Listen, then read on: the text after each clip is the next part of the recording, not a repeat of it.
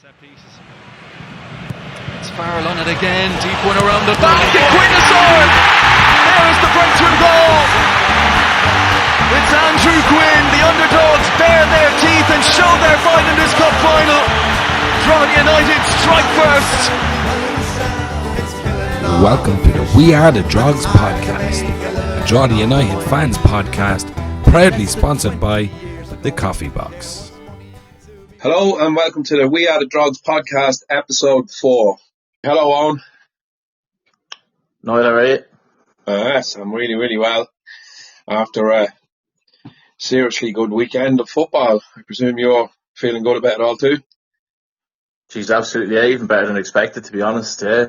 Especially Monday night. It's not better than you expected, because you predicted the two results, did you not? Didn't want to blow me on feet, but you know. Yeah, he'd start going to bookies, man.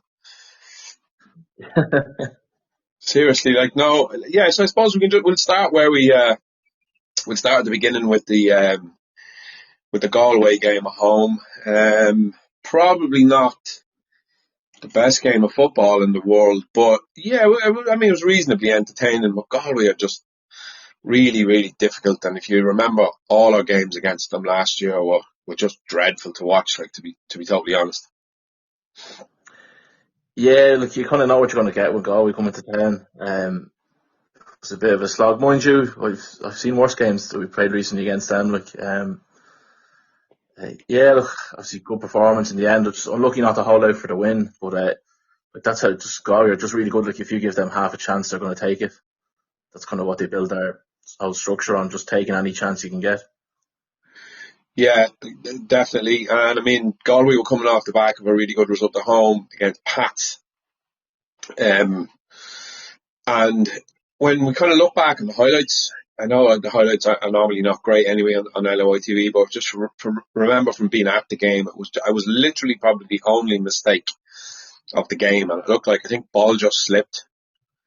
And I think two Drogheda players might have slipped, and it kind of allowed Galway in for that goal, which was a bit of a disaster. To be totally honest, there was a lot of people in the ground were quite happy coming out saying, "Look, we would have took a point going into the game." But I was actually a bit gutted, to be honest, because I felt that we should have won that game. Yeah, like the way things panned out, you obviously once you go ahead and you're kind of, what were they, in the 70-something minute they kind of got the equaliser. It's a bit disappointing, but look, a point is still a point. There's not many people. Galway are such a tough team to play against, so I think any point against them is a good result. Yeah, no, I don't disagree, but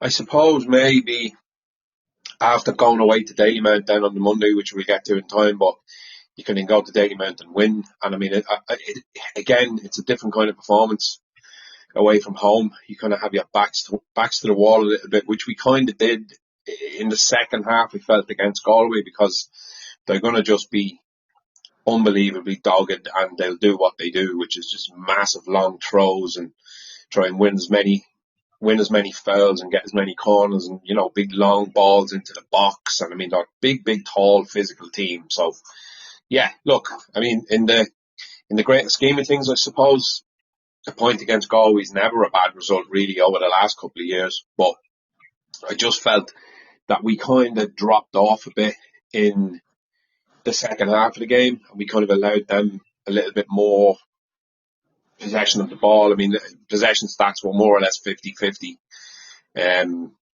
They slightly shaded it because they had a good bit of the ball in the second half. But yeah, the Drogheda goal, what was your thoughts on that? Yeah, it was nice work, actually. Bohs done well, actually, to kind of hold the ball up and win the free kick that was taken quickly. Nice bit of link-up play between a couple of lads, ball in, and then Ryan Brennan just jumps up for the header. Actually, I thought the ref was going to give it as a foul because he did sort of jump on him a little bit, but I don't think it was a foul myself, but it wouldn't have surprised me if he'd have blown it. But it's good work by Ryan to get into the box on the end of it.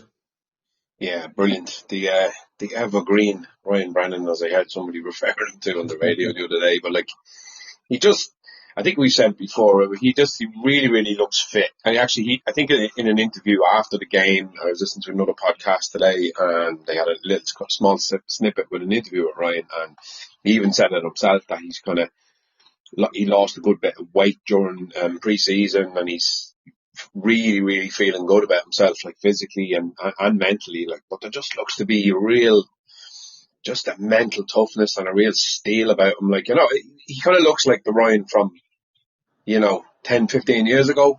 Physically, he looks really, really fit, but he just has this serious energy about him that maybe he kind of lacked in the last couple of years. Obviously, playing part-time football and a lot going on, and maybe he struggled a little bit to kind of stay on the pitch for 90 minutes, but he really, really looks like he's going to be able to give us, if not 90 minutes, but, he'll be able to give us a good 75, 80 minutes this season, because he just doesn't stop running. His energy is unbelievable.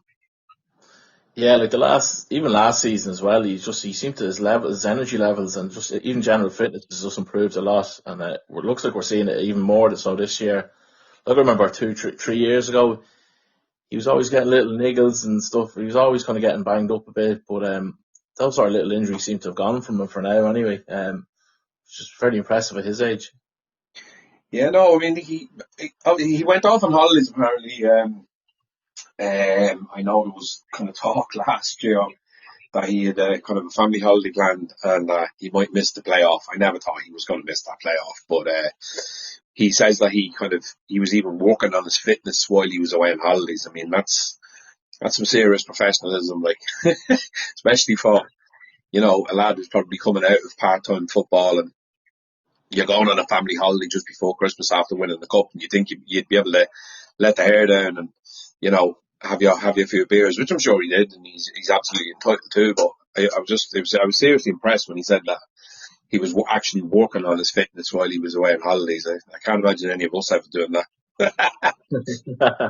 We won't be doing any 5Ks on our European trip later this year anyway. No, actually, yeah, no, I think I will. Yeah, it depends where we get. Somewhere with nice weather, I'll organise a beach run. Get all the boogie bus crowd to do a nice 5k beach run in the morning.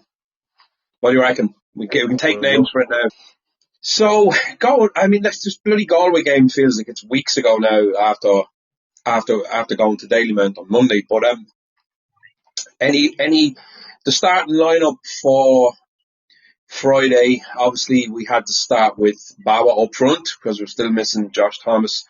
Really, really hoping he can be back for this Friday in Thorpe Park against Shels. We'll talk about that towards the end, I suppose. But how did you feel Bawa did? Yeah, I thought he done okay. Just every game he seems to be improving a little bit more. I'd say his only issue is probably him and Alua competing for the one position, and anytime Alua's been on the pitch, he's been really impressive. And obviously he started Monday, which we'll get on to. And he was very good Monday. So that's Bawa's big issue. I think it's just his competition at the minute. As well up front, I thought Warren Davis was brilliant. Really, really good. Yeah, absolutely. I think I was saying that to you on the podcast last week that I felt Warren was, he's slightly unlucky not to kind of start more games. But he's another player that just has that energy about him, and he has a real quality about him as well on the ball. Like he's a top little player. But again, as we said, there's going to be so many games, and especially with the European game, and cup games, etc. I think all these players are going to get to play a huge role in the season, the upcoming games for the remainder of the season. And I wouldn't be kind of too disheartened if I was any of them, because we're definitely going to have to use our squad, which we did with the Friday and the Monday game. Well, look, I suppose there's not much more we can kind of talk about really with the Galway game.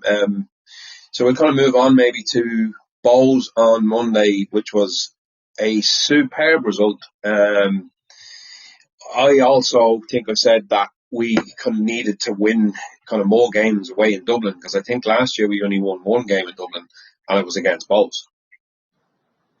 Yeah, right. Yeah, I think that was not really sure. Was that only our only away win last year? I'm nearly sure it was. I think we might have got points elsewhere, but I can't remember us beating anyone else. We didn't beat Rovers and Tala.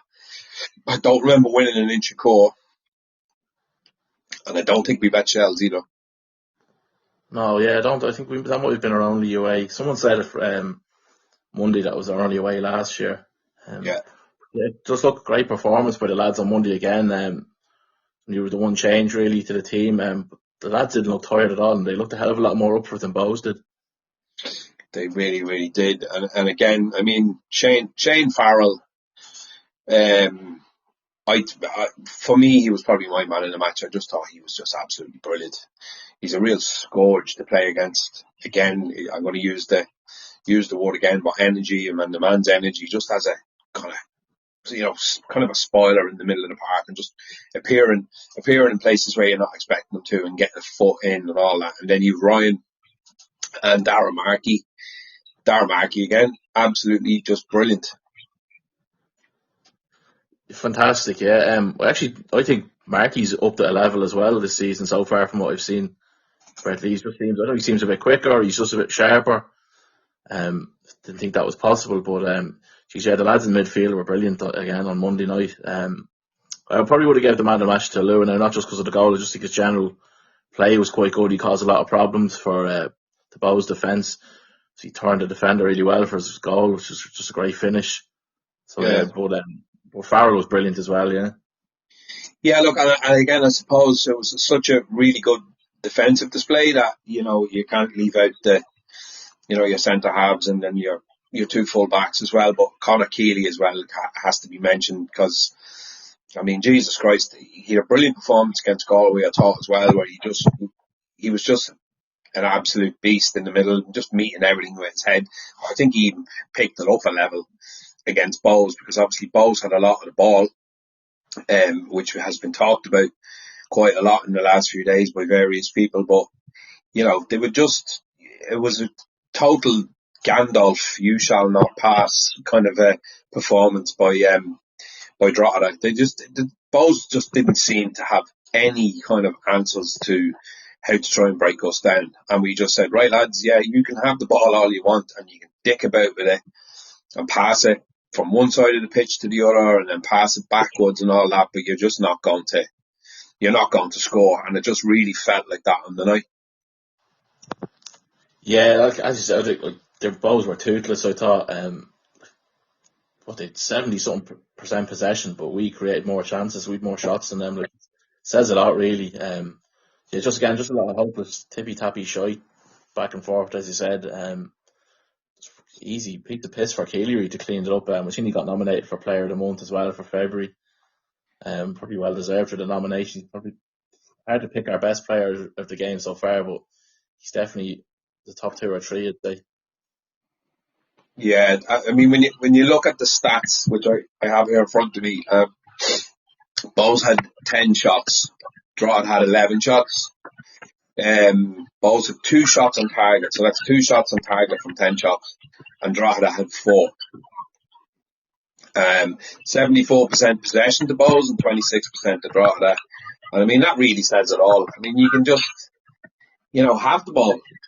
And I know there was a little bit of me when I was watching it. I was just thinking I would like to see Drogheda maybe just come at them a little bit more in the second half. But, as Kevin said in the interview, he felt like that we were controlling the game, even though we didn't have the ball.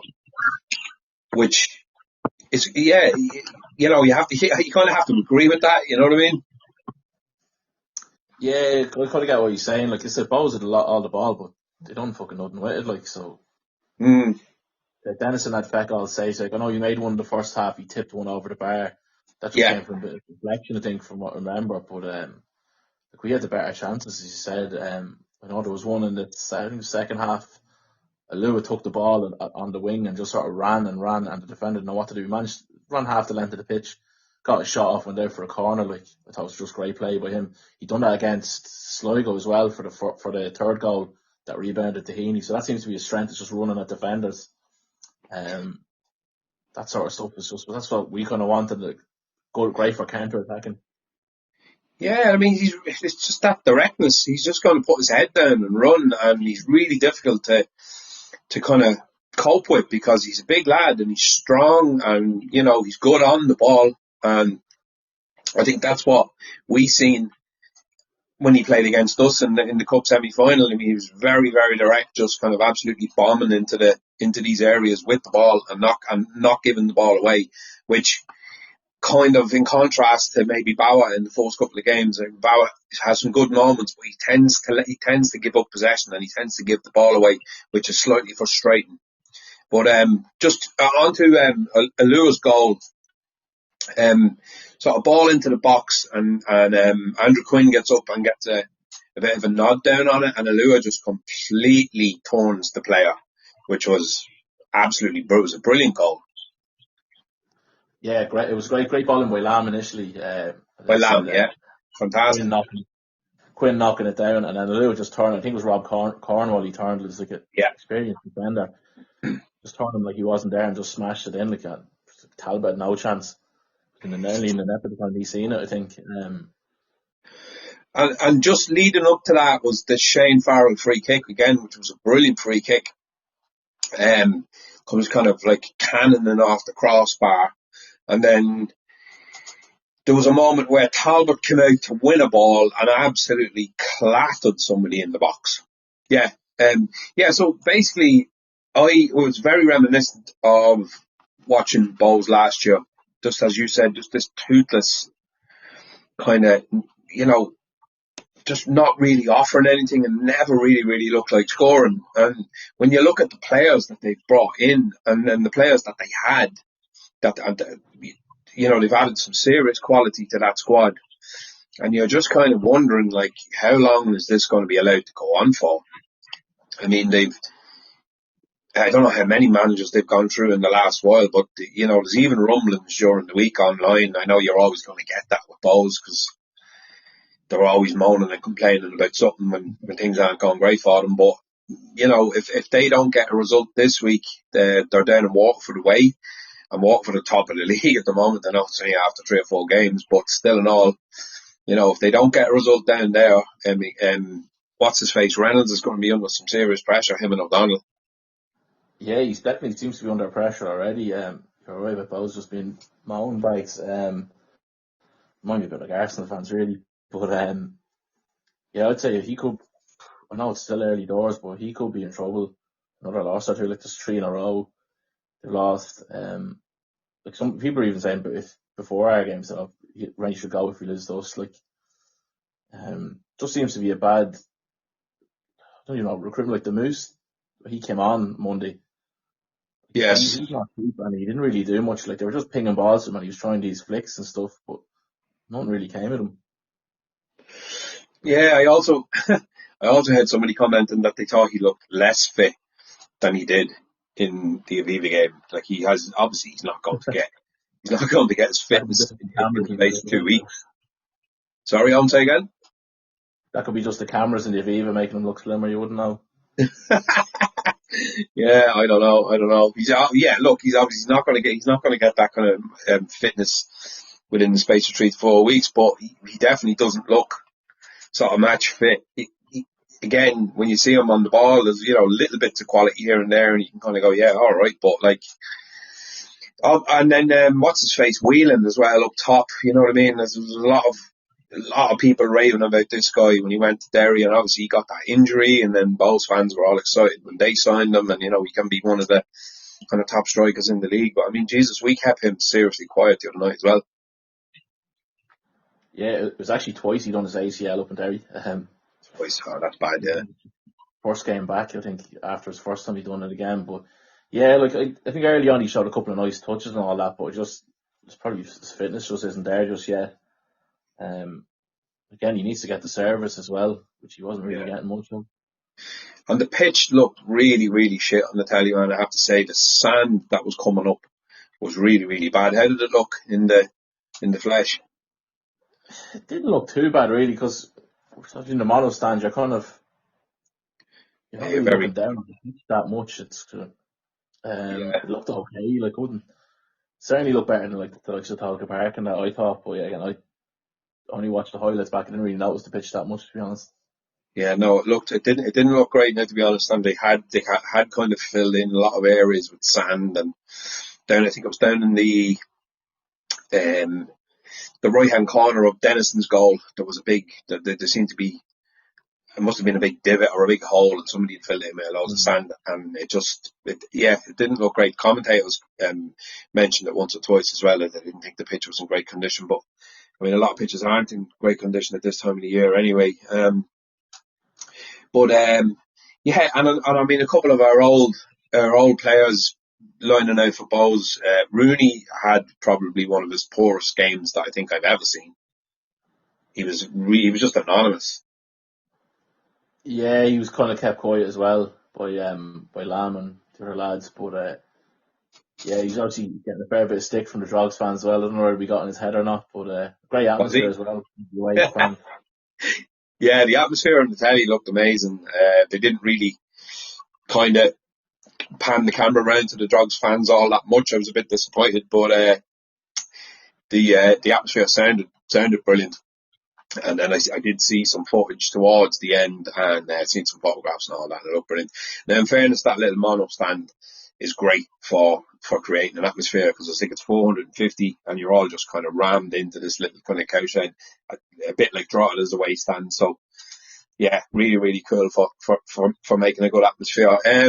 You mentioned the player there, Lamb. I think Lamb has been, especially the last two games, has been really, really good, and he's making an impact. So, you know, when we get Alicia back, I mean, Lamb's not going to be just left out of that team for the sake of it. Like, if he keeps playing like this, I think he's going to make that position his own.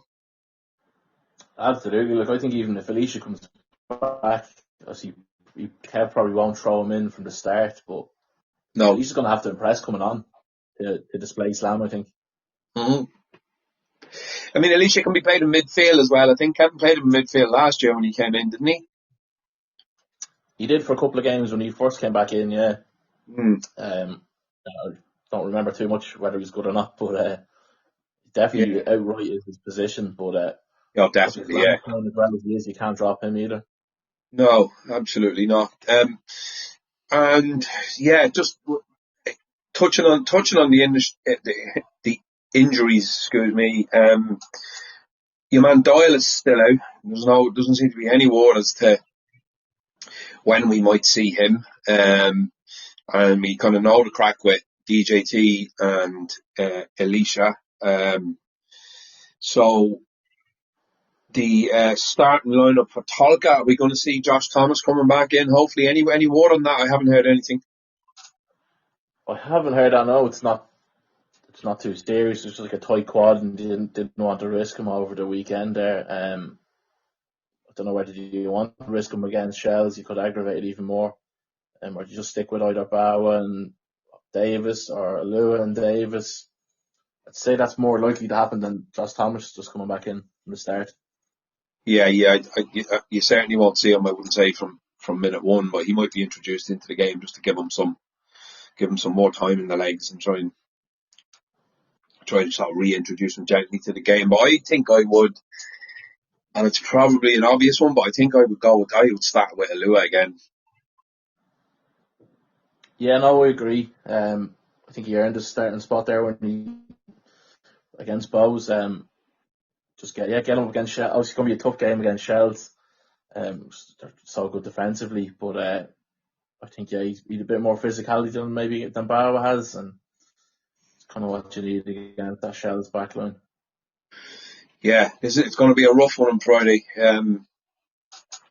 The pre-season was poor, but we look like a different side now. It's a completely different ball game, obviously, but we never have it easy up there either. I don't think we did. I think we got a draw match up there last year when France scored a header and sort of like the 6th minute, 7th minute. We scored very early, and then we were kind of under the cosh for the rest. But we got out of there with a 1-1 as far as I remember.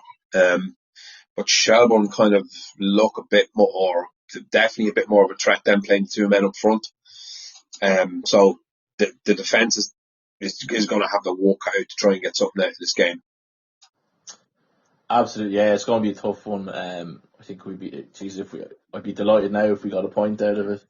I don't think Shels will blow us away either. Like, if they get the win, it might only be by a goal, maybe 2. But Yeah, look, it's going to be a slog. It probably won't be the most entertaining game of football we'll ever see this year. But look, just main thing we have to do is just try to keep being competitive, show the intensity we have been showing, and look, see what happens. Yeah, I mean, I really want to see them try and get on the ball in the middle of the park, because that's something that we didn't do the last time we were in Tolka. We kind of let them completely dominate your man Kyle in the middle, and it just the game was just kind of bypassed the middle, and we just looked like we were under pressure a lot. I mean, the defenders can only do so much. I mean, I know obviously we're going to go there and defend as a team, but you're kind of looking for those little true balls in the middle, and the likes of Olua and Shane Farrell and all them to try and, have some sort of possession-based football, because, we can talk about, drawing at home to Galway and kind of 50-50 possession and all that. I'm not getting into this stats nonsense either, because that annoys me with football. It doesn't matter. If you get a result, you get a result. But I think we can only kind of go for so long letting opposition teams kind of completely and utterly dominate the ball, and just, sitting in front of them and saying, break us down, because it's only a matter of time before they do. So I'd like to kind of see us getting a little bit of control of the ball. I mean, obviously, I think Shels are going to dominate the ball in Tolka at home on an absolutely terrible pitch again, because it looked really, really bad against Derry on the TV as well, and I wouldn't say it's improved much since then. Yeah, it doesn't look great. I've just seen the highlights. Obviously, we've seen it 3 weeks ago. It looked fairly poor. Hopefully now the weather improving a bit, but obviously too late by Friday. Yeah, it looks going to be a slog. Don't think it's going to be pretty. Again, like I said, say right, Bohs is 74%. If we gave Shels that amount of the ball, Shels are winning the game, I think, quite easily. We do need to have more of the ball against them, try and frustrate them, maybe try to catch them on the counter. I think it's probably the way to go. Yeah, no, I'd agree with that, definitely. So, do you want to give us your Mystic Meg prediction for what's going to happen? I just struggling to see us winning this one. I just think Shels might just nick it 1-0, maybe 2-1. Okay. I have a feeling we'll score, but I also have a feeling they might score a little bit more. Sean Boyd and the other boy up top are doing well, so I think this is going to be a real sort of test of where we actually are, because I think you can get really carried away with poor results at the beginning of the season, and you can also get really carried away with some good results at the beginning of the season. I mean, there's people looking at the table and going like, well, Waterford are top and Drogheda are second and Rovers are last. Like, so, I mean, we know we're realistic. This means absolutely nothing. Like, come back to me in 4 months' time, 5 months' time, and tell me, right, here's where we kind of are. Like, obviously, the first round of games is always a bit bonkers in this league as well. Everybody looks like they're going to beat everybody. I mean, who would have predicted Sligo Rovers beating Shamrock Rovers the other night? Because I certainly wouldn't have predicted that. Yeah, I don't think anybody did. It's a good league for the bookies with the way the results are going at the minute. I just seen a stat there earlier. It's like the first time since maybe the mid-60s that Waterford and Drogheda have been the top two in the league at any stage. Oh, God. The mid-60s? Yeah, I think it was 63 or 4, something around that. Yeah, last time Drogheda and Waterford were the top two. Brilliant. You would have been going to games around then too, wouldn't you? I was, yeah. Me and my son, yeah. Oh, brilliant. Yeah, right. So I think, I'm kind of going to go with something similar to you. Look, I'll go with a 1-1. I'll go with a 1-1 draw. Probably Shels have the kind of lion's share of possession, and there'll be lots of histrionics, tantrums thrown by Duff on the sideline, and he'll come out and he said that they completely control the game and that they should have won, but they didn't, because Drogheda were really well organised and dogged, and I'll take that away from home to the champions. I have no problem there. Yeah, I'd take it too. You take a 1-1, yeah, absolutely. Right on, I think we'll leave it there. And we shall talk to you again next week after the Shels game and before Shamrock Rovers home next Friday. Yep, absolutely. Talk to you then. Nice one on. Thanks, man. Bye bye. Catch up the shore till before you're leaving.